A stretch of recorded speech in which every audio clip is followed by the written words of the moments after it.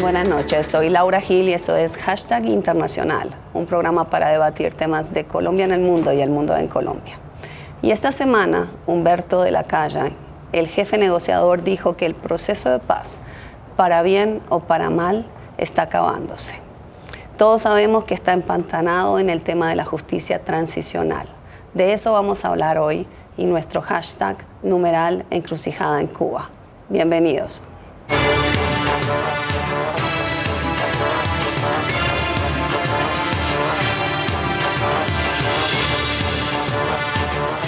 Nunca firmé, nunca propuse, nunca ordené que se atentara contra una raza, una etnia o una religión. Prácticamente el gobierno llevaba al caos a la nación.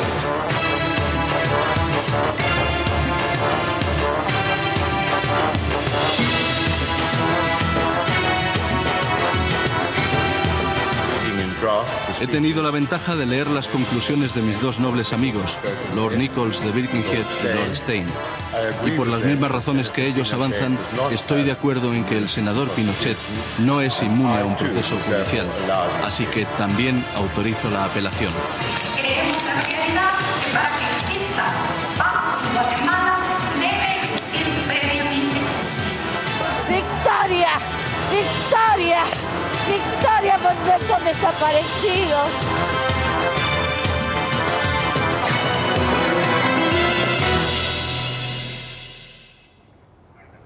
Bueno, y como lo hacemos en Hashtag Internacional cuando hablamos de Colombia, vamos a hablar de este proceso de paz en clave internacional. Y por eso, como lo vieron en esas imágenes, intentaremos hacer un análisis comparado y trataremos de ver las lecciones aprendidas de otros procesos de paz alrededor del mundo. Para hacer esto, les doy la bienvenida a nuestros 4 invitados. Empiezo presentando a la profesora del externado María Clara Galvis y miembro del Comité contra la Desaparición Forzada de Naciones Unidas. Gustavo Gallón, director de la Comisión Colombiana de Juristas. Debo decir que tenemos en el set 4 abogados. Espero no perder televidentes por tener 4 abogados sentados todos juntos aquí. Manuel Páez, profesor también del externado, experto en Derecho Internacional y magistrado auxiliar del Consejo Superior de la Judicatura. Y Alejandro Ramelli,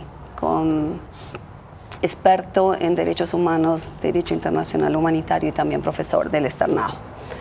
Bueno, en este programa vamos a tener una especie de quinto invitado. Entrevistamos a una abogada internacional muy conocida por llevar casos relacionados con otros procesos en el mundo, Almudena Bernabeu.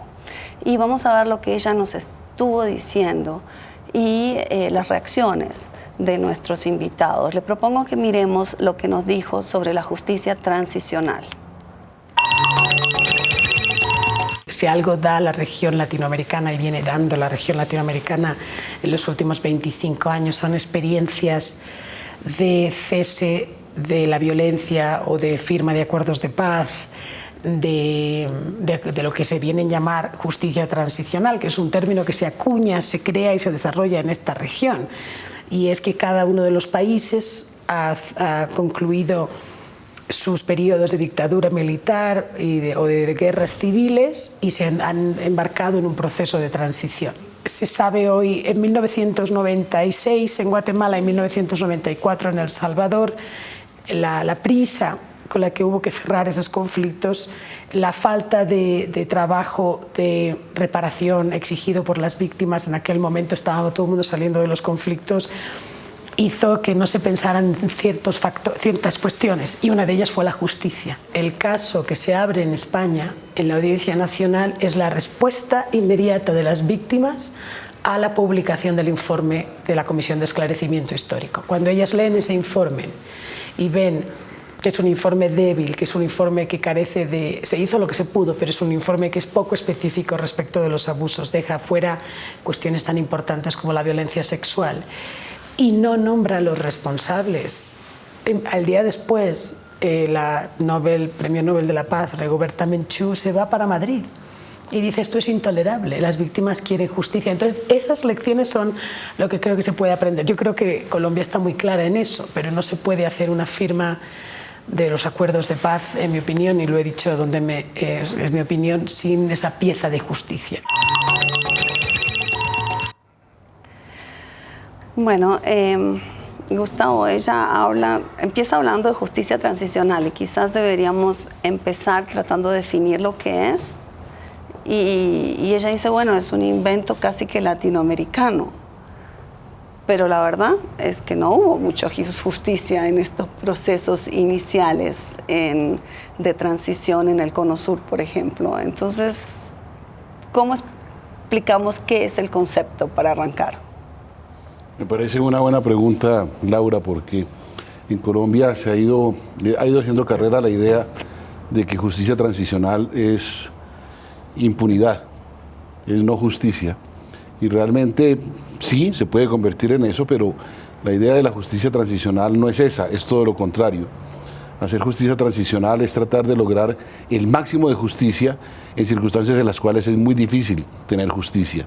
En Chile se crea una comisión de la verdad porque estaban cerrados los canales para la justicia y entonces se le atribuyó a esa comisión la posibilidad de que avanzara lo máximo que se pudiera, todavía incluso con Pinochet siendo jefe del ejército en un gobierno civil, pero había bloqueado las instituciones y el presidente Aylwin le confiere a una comisión de la verdad el encargo de avanzar lo máximo que se pudiera en el descubrimiento de la justicia. Y así el resto de experiencias que ha habido. Y en Colombia hay que rescatar esa noción, hay que saber que de lo que se trata cuando se habla de justicia transicional es de lograr el máximo de justicia en unas condiciones muy adversas por aquella justicia, adversas por la cantidad de violaciones, por la cantidad de casos, por la dificultad de las instituciones para esclarecerlos, por las dificultades políticas del contexto. En medio de eso, yo creo que es, por supuesto, el tema más difícil del proceso de paz. Lo hemos dicho las organizaciones de derechos humanos desde el principio y lo estamos viendo.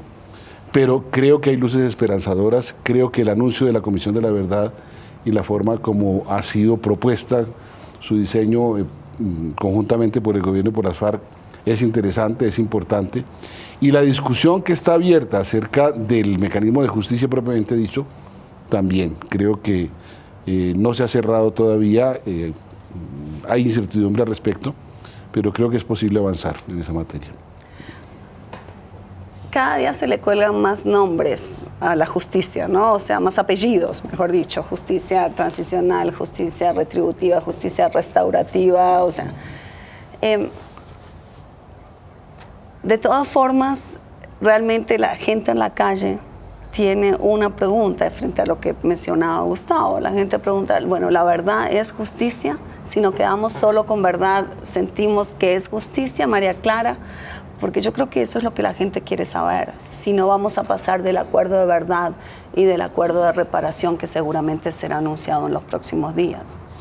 Bueno, retomando la pregunta que hacías antes de qué se entiende por justicia transicional, además de lo que señaló Gustavo, una manera también de explicarlo es en momentos donde hay un volumen muy grande de violaciones, enfrentarlas con al menos o por lo menos herramientas que se pueden clasificar en 4 tipos: la verdad, justicia, reparación, garantías de no repetición. Y yo siempre digo, eso es como las 4 patas de una mesa, que si se le quita una, pues no funciona y queda cojo el mecanismo para dar respuesta a ese conjunto de graves violaciones. Y los 3 o los 4 conceptos están íntimamente relacionados, porque cuando las víctimas siempre buscan saber qué pasó y quién fue, qué pasó con sus seres queridos, qué destino tuvieron, cómo terminaron sus vidas, si es que la violación que se ha cometido contra ellos son las ejecuciones o las muertes. Y al saber la verdad, evidentemente ahí hay una forma de justicia, porque un elemento de la verdad es encontrar la responsabilidad individual o colectiva o institucional, y eso a su vez tiene un carácter reparador. Y si además se diseñan herramientas o mecanismos para que el Estado en su conjunto aprenda esas lecciones y no vuelva a pasar, se hacen las reformas institucionales, las reformas legales que se requieren, todo, digamos, está relacionados esos conceptos.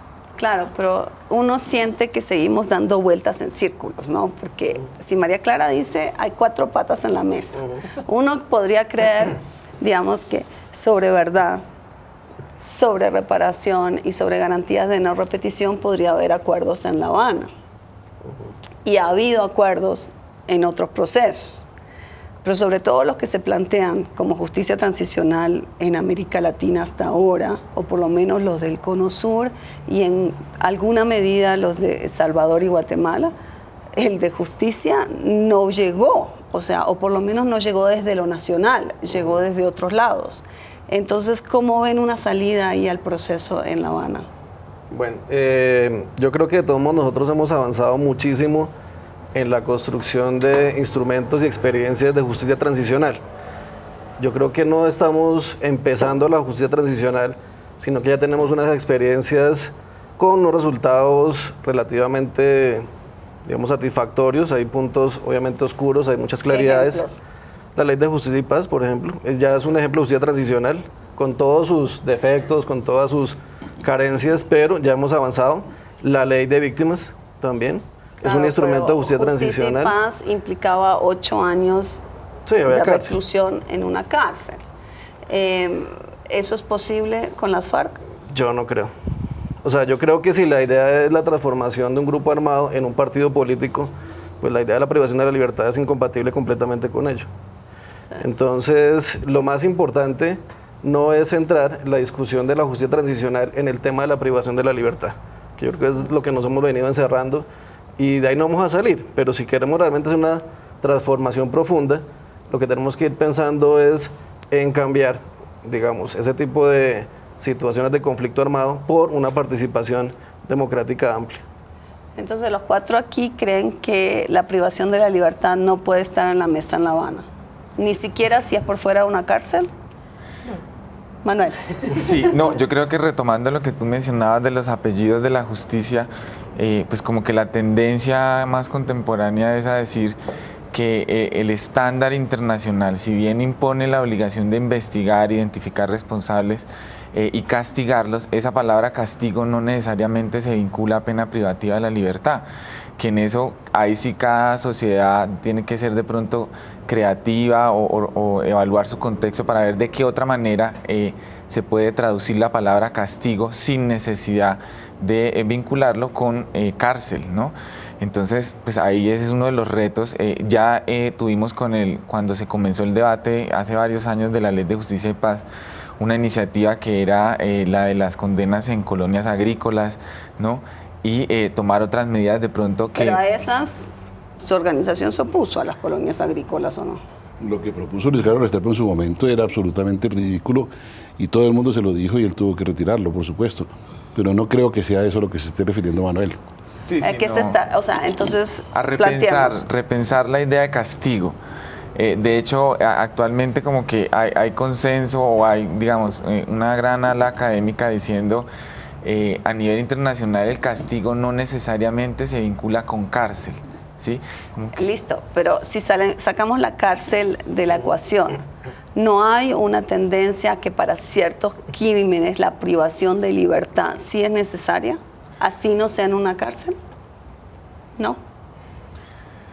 Pues, por ejemplo, si uno mira en las reflexiones o en los estudios que ha hecho la Fiscalía de la Corte Penal Internacional, no necesariamente habla de cárcel, habla del elemento de sanción y del elemento de una de un castigo, de imposición, si uno quiere, de algo que pese sobre la libertad, pero no en el sentido de la libertad física, sino, por ejemplo, la libertad política. El fiscal de la Corte Penal Internacional dice, por ejemplo, pensar en alguna forma de que durante un tiempo esas personas que aspiran a pasar de ser un grupo armado a hacer política, que haya como un cierto momento de transición, que durante ese tiempo, se me ocurre a mí, puedan hacer, como ha existido en otros países, unas audiencias itinerantes, por llamarlas de alguna manera, de ir a las diferentes regiones donde ha habido víctimas de sus conductas y después de reconocer la responsabilidad institucional, la responsabilidad individual y darle una respuesta a las víctimas sobre qué pasó con la persona o con la masacre ocurrida en tal parte. Eso impone un cierto castigo, en el sentido que para nadie es fácil darle la cara a sus víctimas. Primero, reconocer que eso pasó, que hay una responsabilidad institucional, que hay una responsabilidad personal, y contar, digamos, con la exigencia de las víctimas, qué fue lo que pasó y quiénes fueron, y eso en ese sentido, durante ese tiempo, cuando pasen, digamos, no me gusta usar esa palabra porque suena muy, bueno, purgatorio, pero puede ser ilustrativo en el sentido de que haya un tiempo en el que realicen esa u otras conductas para después transitar o ingresar a la vida política. Es que yo creo que, digamos, en este tema del estándar internacional, ¿cuál es? Es la obligación de investigar, y hay que investigar. O sea, efectivamente no es simplemente pasar la página y no saber ni siquiera qué fue lo que sucedió. O sea, está la obligación internacional de investigar, está la obligación internacional de que cada uno acepte sus responsabilidades, diga la verdad sobre la comisión, no solamente de hechos concretos, sino de la existencia, digamos, de grandes planes delictivos para atacar a determinadas poblaciones. Ellos tienen que aceptar eso. Tienen que aceptar eso. Pero Gustavo, ¿el estándar internacional es solamente investigar, o el estándar es investigar y juzgar, y después la pena queda abierta, digamos, a miles de, digamos, a un abanico de posibilidades? ¿Pero es solo investigar o es también...? No, yo creo que es como estaba diciendo Alejandro, es investigar, es hacer justicia. Que la pregunta no debe ser, Laura, si va a haber cárcel, no debe ser la primera pregunta, sino, ante todo, la pregunta es si va a haber justicia. Debe garantizarse justicia. Y la justicia también, como lo exponía María Clara hace un momento, está constituida por 4 o por 5 patas, que son verdad, reparación, garantía de no repetición, declaración de responsabilidad y sanción. Entonces, la cárcel, la sanción, es una de las patas, pero no agota el concepto de justicia, no se consume en él. Y lo que ha esclarecido el derecho internacional de los derechos humanos en los últimos 20 años, y lo ha tomado la Corte Constitucional colombiana, yo creo que en forma muy adecuada, es que si se garantizan esos 4 elementos que he mencionado primero, del derecho a la justicia, la verdad, la reparación, la declaración de responsabilidad, la garantía de no repetición, puede flexibilizarse la pena. Y la Corte Penal Internacional estaría dispuesta a que hubiera una flexibilización de la pena en la medida en que haya justicia, y que eso sea una justicia genuina. Si esa justicia satisface, digamos, los reclamos de la población, la realización de sus derechos, no tiene por qué haber un empeño en que la persona tenga que pudrirse en una cárcel, como se dice, para que efectivamente todo se solucione. Ahora, hay casos en los cuales la conducta será de tal manera atroz que la discusión acerca de si hay pena alternativa o no tendrá que definirse porque termine en una cárcel. Pero no tiene por qué ser la norma general. Y como decía Alejandro, si se trata de un proceso de paz, tiene que conducir necesariamente a la participación política. Pero la sanción sí puede haber, y puede ser, como lo ha expresado María Clara, y puede ser y debe ser un acto de reconstrucción, es decir, penas o realización de actividades penosas para poder resarcir el daño que se ha causado. Es lo que hay por hacer en este país. El país está por ser reconstruido, y eso requiere una cantidad de trabajo que puede ser impuesto como una sanción, la obligación de trabajar por la reconstrucción del país, y más aún ofrecido, sería lo mejor, por parte de los victimarios, y ojalá conjuntamente, tanto por guerrilla como por agentes estatales, que no se nos debe olvidar, además, que el asunto no está focalizado solamente en los guerrilleros, sino también en los agentes estatales. Ya vamos a la simetría. Y allí hay una gran cantidad de trabajo penoso por hacer, que puede ser reivindicado como una sanción, como una expiación, como una purga, a través de lo cual, por medio de acciones positivas, mucho más valiosas que el hecho de recluir a una persona en una cárcel, puede contribuir a una etapa mucho más próspera para el país y para la sociedad. Yo quiero aprovechar, todo esto, Gustavo. Repito que es muy difícil, no estoy diciendo que sea fácil. Yo quiero aprovechar, Gustavo, es que en hacer una aclaración que me dio mucha, digamos, me frustró mucho cuando vino Kofi Annan, porque Kofi Annan nunca habló de cárcel, habló de ciertas privaciones de libertad, pero nunca pronunció la palabra cárcel. Y todos los medios, y en particular un sector opositor al proceso de paz, titulaba con la palabra cárcel, y fue sumamente cuidadoso en no pronunciarla. Y eso va directamente a lo que estaban planteando, digamos, aquí los cuatro. Para volver, digamos, a la discusión, Humberto de la Calle habla mucho de la sostenibilidad jurídica del acuerdo de paz y de las dificultades de la sostenibilidad jurídica.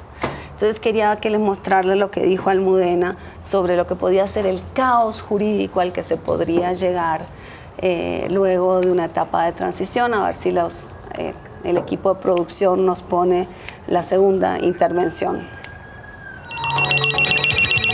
Esa lección que es clave. En El Salvador se excluyeron las víctimas por completo, en Guatemala un poco menos, pero también se sintieron excluidas, y yo creo que de alguna manera fracasaron los procesos nacionales de reconciliación. No ha habido reconciliación de ninguna manera y las víctimas han salido a buscar escenarios alternativos.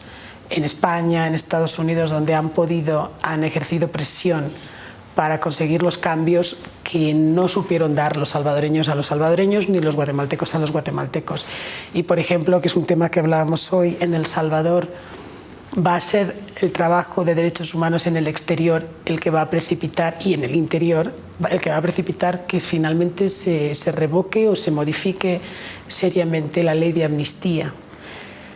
Y como consecuencia van a empezar a haber casos, puede darse el escenario de que haya un poco de caos, de que haya muchos casos contra militares y muchos casos contra exmiembros, contra miembros del FMLN, algunos de ellos hoy en el poder, algunos con sangre en las manos, otros sin ella, quiero decirte, pero estamos hablando de combatientes. Entonces, ese posible caos que viene o que podría venir después de 20 años, yo creo que se puede anticipar ahora y se puede intentar resolver o demarcar. Lo inevitable es inevitable y no se trata de controlar la historia, pero se puede intentar definir y anticipar en Colombia. Bueno, yo creo que ese caos del que habla Almudena se da en dos niveles. Uno es en las cortes, en las altas cortes, que van cambiando su jurisprudencia a medida que pasa el tiempo. Es decir, que pueden decidir, como planteaba Gustavo ahora, que lo que se acordara cumple, digamos, los requisitos de constitucionalidad, y entonces no habría procesos abiertos contra, digamos, o militares o miembros de reinsertados de la FARC. Como se dio, digamos, en el Cono Sur, por ejemplo, la mayoría de las cortes al inicio reafirmaron, digamos, con sentencia tras sentencia, que las amnistías eran constitucionales, y poquito a poquito fueron cambiando su jurisprudencia a medida que el entorno político interno y el entorno internacional iba cambiando. Entonces, ese es un nivel de una corte que pudiera ir cambiando su jurisprudencia a nivel interno, pero también a nivel externo. Ella habla de Europa, Estados Unidos, de las víctimas saliendo a buscar escenarios alternativos para conseguir lo que ella dice, justicia. Entonces quería comentarles cómo leen ustedes esto en relación con lo que plantea Humberto de la Calle, la sostenibilidad jurídica de lo que se acuerde. Yo en eso pienso que hay que hacer como un llamado de atención al rol de la justicia internacional, y es que siempre hasta ahora se ha pensado como complementaria y como subsidiaria. Entonces, en ese orden de ideas, ella se activa solo ante la muestra de absoluta inoperancia, ¿sí? De falta de voluntad a nivel interno de llevar ante la justicia a los responsables de estos crímenes. En ese orden de ideas, la obligación de investigar y sancionar es una obligación de medio, nunca se ha visto como una obligación de resultado. ¿A qué voy con eso? Que tanto ahora como en ese futuro que nos plantea la persona entrevistada, si el Estado muestra diligencia, si muestra que ha implementado en la medida de sus recursos y de sus posibilidades políticas de ajuiciamiento, de reparación y de investigación, pues es muy improbable, ¿sí?, que vayan a activarse estos órganos internacionales como una suerte de veedores o como una suerte de que van a deslegitimar todo lo que se ha hecho, ¿sí? Eso por un lado, o sea, es una justicia subsidiaria, es una justicia residual. Y por otro lado hay que también ver que en la práctica, pues estos tribunales llegan muy tarde, estos tribunales llegan pasados muchos años, a veces décadas, y en eso les dedas el contexto político nacional e internacional, ¿no? Las condiciones en donde se está dando el proceso pues pueden ser muy distintas. Entonces, no se puede controlar que las víctimas no vayan a salir a hacer demandas de justicia internacional, pero sí hay que tener en cuenta que tristemente la respuesta de esos órganos va a llegar muchos años después. Bueno, nos vamos a una primera pausa. Manden sus preguntas a @INTL y se las plantearé aquí a los invitados. Ya volvemos.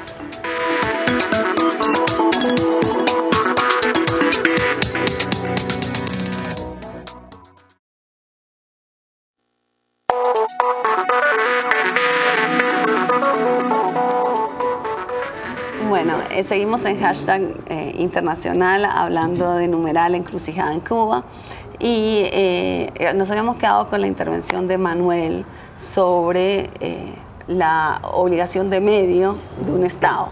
Y yo le quería hacer una pregunta porque, digamos, todo lo que planteaste tiene mucho sentido, pero no se aplica, o sea, a un Baltasar Garzón, por ejemplo. ¿Por qué un Baltasar Garzón se vería limitado en España, sí, bueno, si siguiera sentado allí, para abrir una investigación a un militar colombiano, a un miembro de las FARC?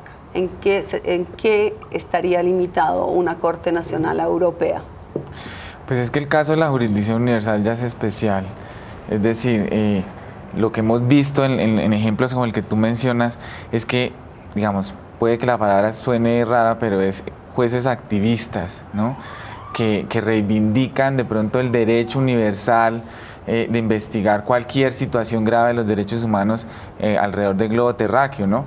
Y precisamente por ese activismo y por ese carácter como exótico, pues es susceptible de muchas críticas, ¿no? Porque dicen, bueno, ¿hasta dónde la soberanía de un Estado puede verse como a la merced de cualquier autoridad judicial alrededor del mundo, ¿no? Pensando en esas bases del derecho internacional donde dicen los Estados son los que voluntariamente se someten.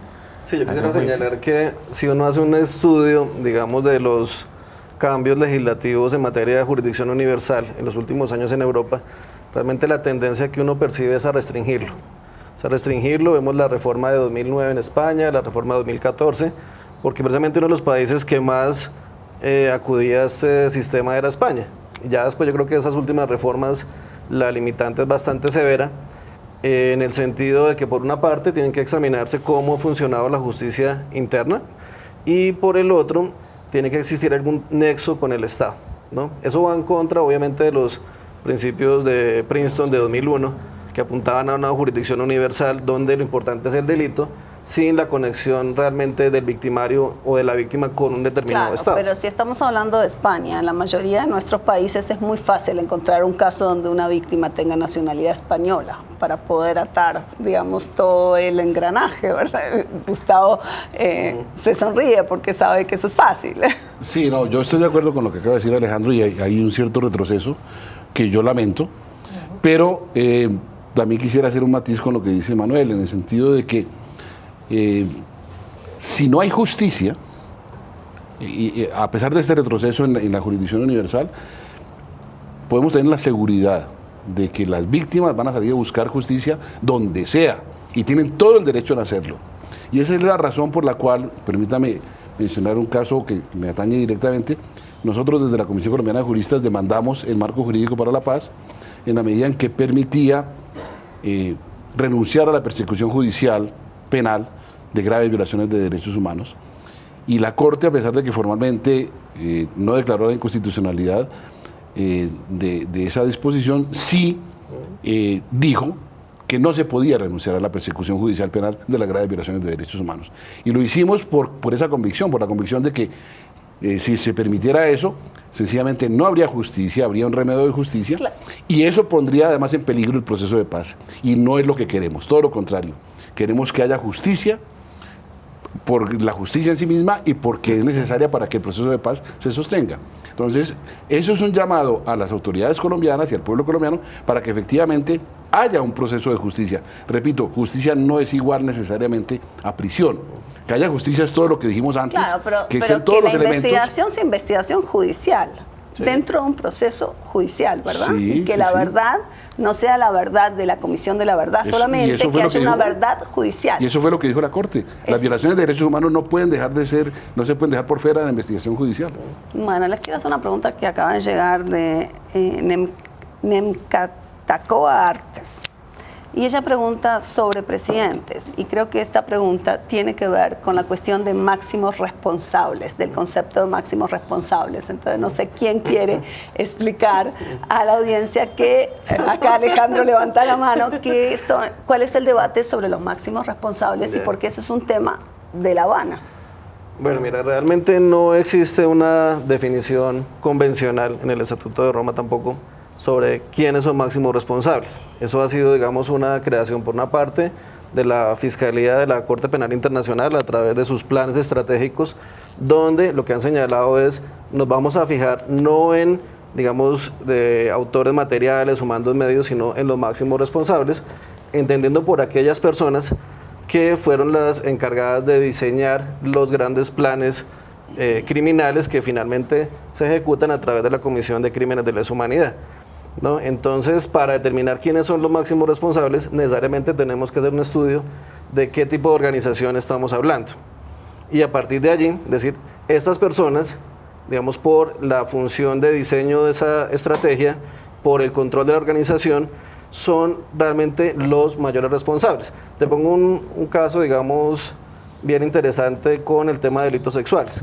Entonces, muchas veces las víctimas consideran que hacer justicia es judicializar, digamos, al autor material, porque lo ven como quien realmente es el causante del daño. Pero también hay que mirar que muchas veces esos delitos no son aislados, se cometen de manera sistemática y quienes realmente son los máximos responsables de delitos sexuales ni siquiera son los mismos autores materiales, sino son una cantidad de personas que idearon esas estrategias para cometerlos de manera masiva o sistemática. Pero eso es importante que las víctimas entiendan que no necesariamente es solamente la última persona o el más cercano que ellos ven, sino puede estar muy lejos, pero ese es realmente el que controlaba todo el aparato organizado de poder y es uno de los máximos responsables.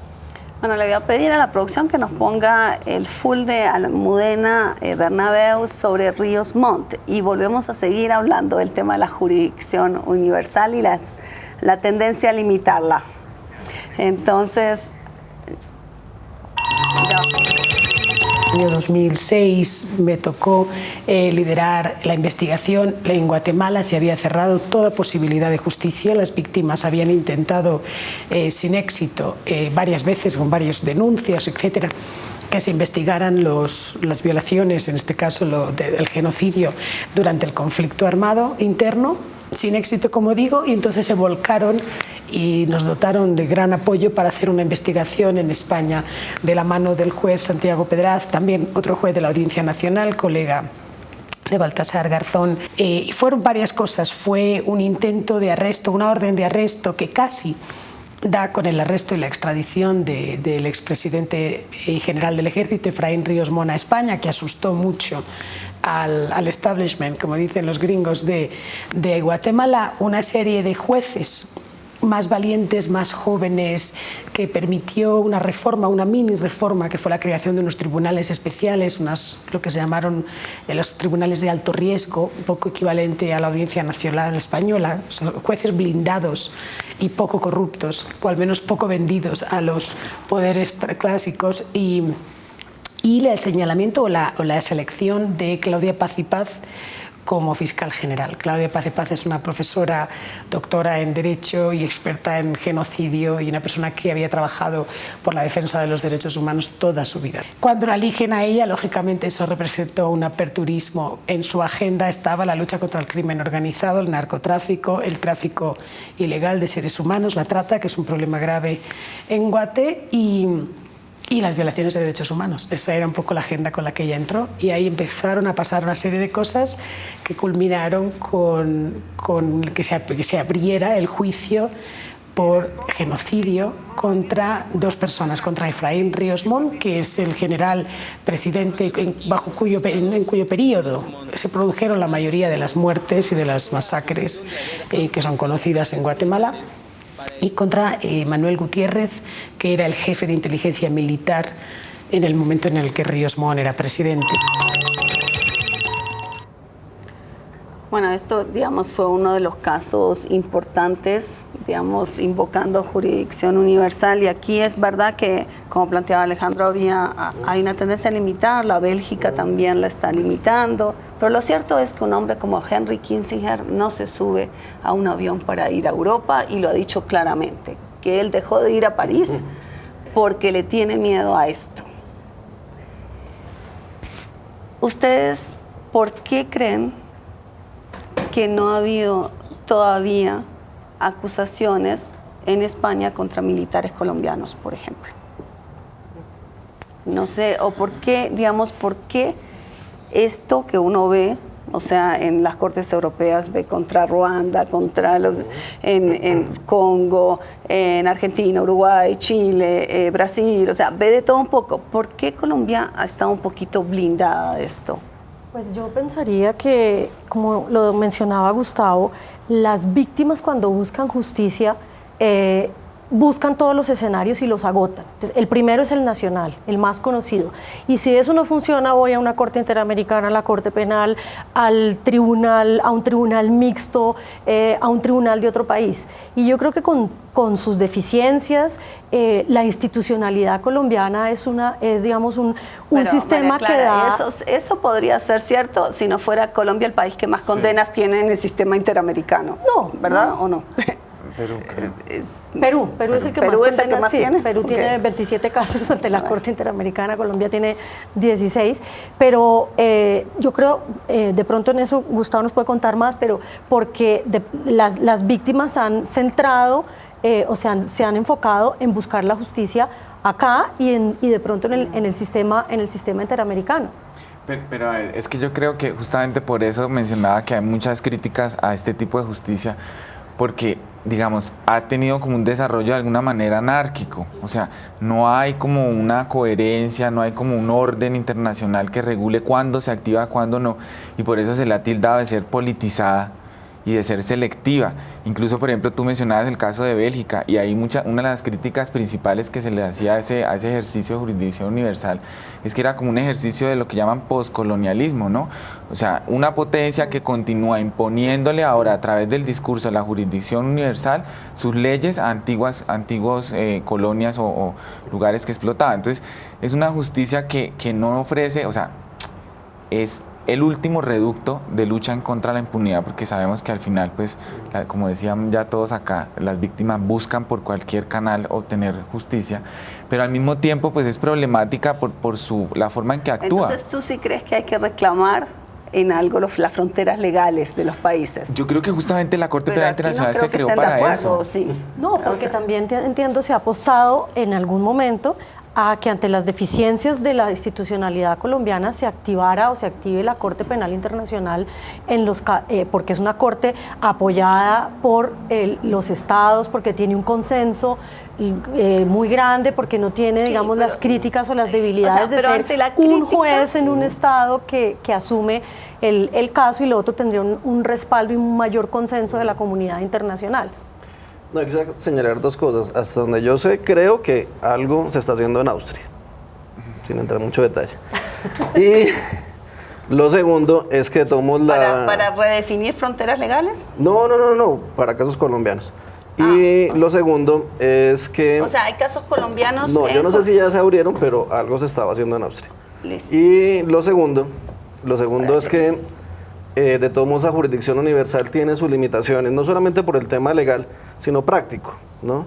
Entonces ellos tienen que en últimas recabar las pruebas, muchas veces desplazar equipos de investigadores a los países, y eso también tiene sus dificultades. Es decir, el problema no solamente son las limitantes legales que esos países tienen, sino hasta dónde realmente ellos tienen acceso a las pruebas. Pero yo creo que en el análisis se está dejando un elemento por fuera, que quisiera que quizás Gustavo me lo pudiera comentar, y es que estos casos que digamos, Manuel llama anárquicos, desordenados, como los decía Almudena, el caos jurídico. Ella, digamos, mucho más optimista sobre lo que significaba ese caos jurídico, pero hay una cosa que parece cierta, y es que son las cortes afuera que muchas veces son detonantes de procesos internos. O sea, uno pensaría que si no hubiesen intentado arrestar a Pinochet en Londres, la Corte Suprema de Chile nunca hubiese fallado como falló en el caso de Pinochet. O sea, uno tiene esa sensación, y no habría que valorar un poco eso. Por supuesto que sí. Yo quisiera afirmar que la jurisdicción universal es una conquista de la humanidad, y la justicia internacional es también una garantía de la justicia doméstica, de la justicia dentro de cada país, a pesar de las deficiencias que tiene, a pesar de los retrocesos que hemos dicho que está sufriendo la jurisdicción universal. Pero por otra parte también la jurisdicción universal no tiene un desarrollo fácil. Y tú preguntabas por qué no hay casos colombianos en jurisdicción universal. Pues los casos que ha habido de jurisdicción universal han sido contados con los dedos de la mano. Está lo de Pinochet, está lo de Guatemala, pero requiere unas circunstancias especiales en las cuales se requiere que la persona esté fuera del país para que se pueda denunciar. Se requiere que se logre activar algún juez del otro país para que proceda. Y generalmente se han dado después de procesos que han terminado y que, digamos, de alguna forma han concluido con una impunidad ya declarada. En el caso colombiano hay impunidad, y la impunidad es muy grande, pero al mismo tiempo es una sociedad que está en activación. Y por consiguiente, llevar un caso colombiano a España se puede ver como raro en la medida en que hay otros espacios para hacerlo. Si el caso colombiano terminara en impunidad, por ejemplo, si esta transición conduce a una impunidad, seguro que se van a buscar casos de jurisdicción universal. Pero en las circunstancias actuales hay como otras posibilidades de actuar, a pesar de que no son muchas, pero hay otras posibilidades de actuar, y por eso no se da. Pero esto no debe llevarnos a denigrar de la jurisdicción universal. Yo creo que afortunadamente existe, y así no actúe efectivamente en una determinada circunstancia, es un factor de presión para que la justicia local, la justicia doméstica, la justicia nacional actúe. Bueno, nos vamos a una segunda pausa y ya volvemos con más de Numeral Encrucijada en Cuba.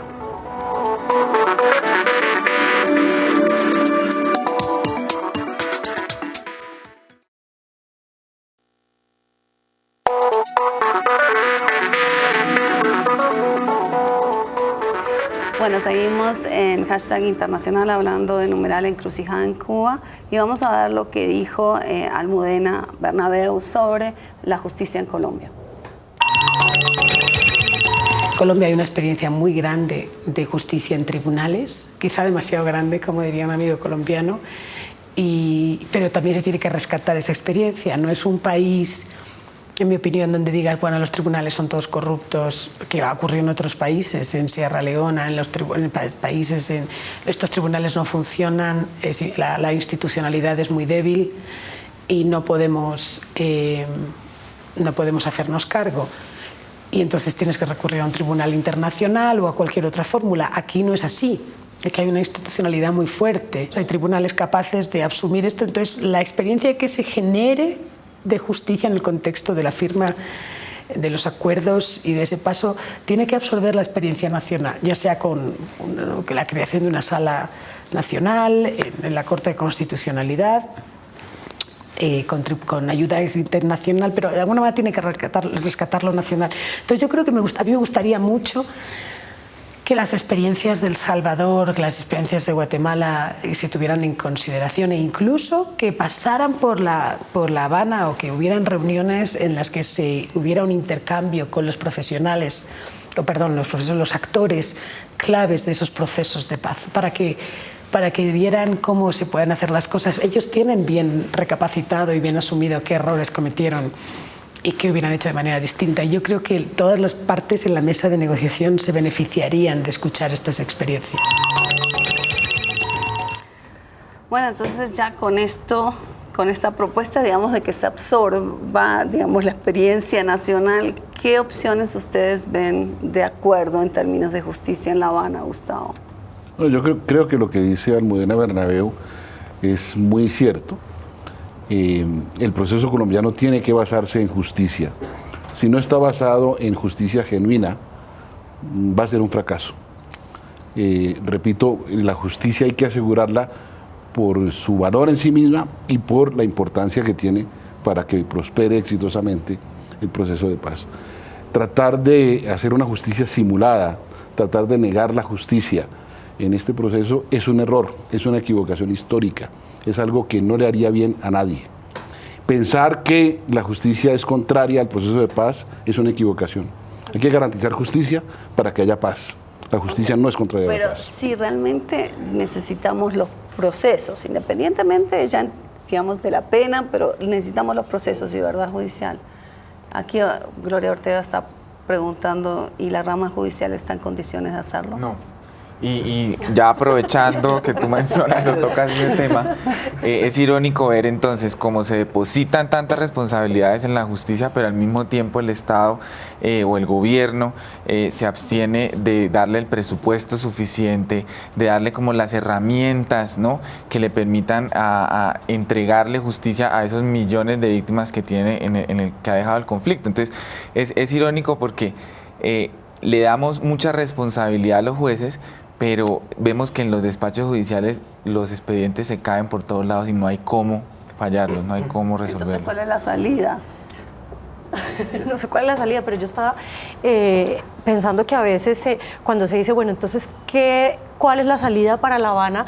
A veces se pensaría que ahí están todas las respuestas para la justicia y hay muchos temas que independientemente de lo que pase en La Habana, como por ejemplo los mal llamados falsos positivos, que se discutan o no se discutan en La Habana, eso es un tema que tendrá que enfrentar la Fiscalía y la Justicia colombiana, y si no lo hace, ahí sí la Corte Penal lo va a hacer, o los temas de violencia sexual, o los temas de paramilitarismo. Entonces a veces pensamos que en La Habana es que tienen que resolver todo, y si no se resuelve, igual esos temas tienen un desafío, primero ante las instancias judiciales nacionales y después ante las internacionales, que si eso no lo resolvemos en Colombia, la Corte Penal perfectamente puede decir, miren, los 4 temas que para mí son más graves de lo que ha pasado en Colombia, lo que la Corte está diciendo, ustedes lo tienen que resolver, con o sin Habana, o con acuerdo de paz o sin acuerdo de paz.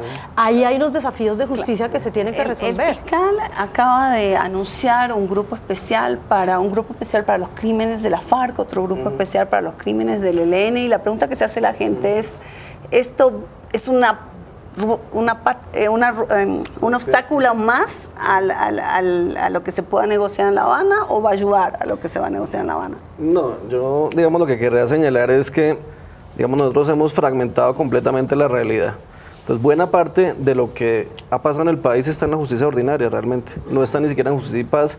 Quién sabe si va a quedar en la justicia transicional que está diseñando. Yo creo que esa nueva justicia transicional tiene que englobar todo, precisamente. O sea, no podemos seguir con varios sistemas funcionando, porque entonces esta justicia transicional va a absorber todo lo de la justicia ordinaria, va a absorber parte de la justicia y paz.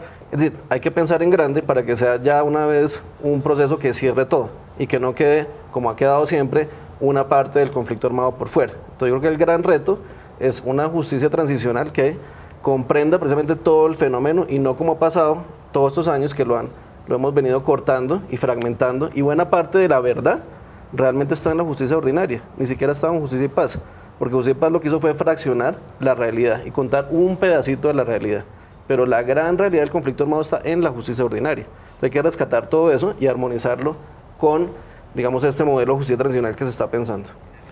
Bueno, nos hemos quedado sin tiempo. Muchísimas gracias por habernos acompañado. Antes de irme, les quiero hacer una invitación a los televidentes, sobre todo a los estudiantes universitarios.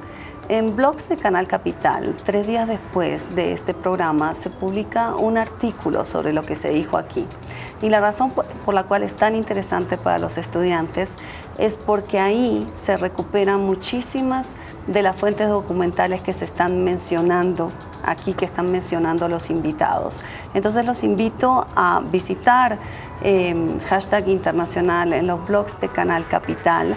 Les estaremos avisando cuando sea publicado el artículo por nuestras cuentas de Twitter, @INTL y Facebook.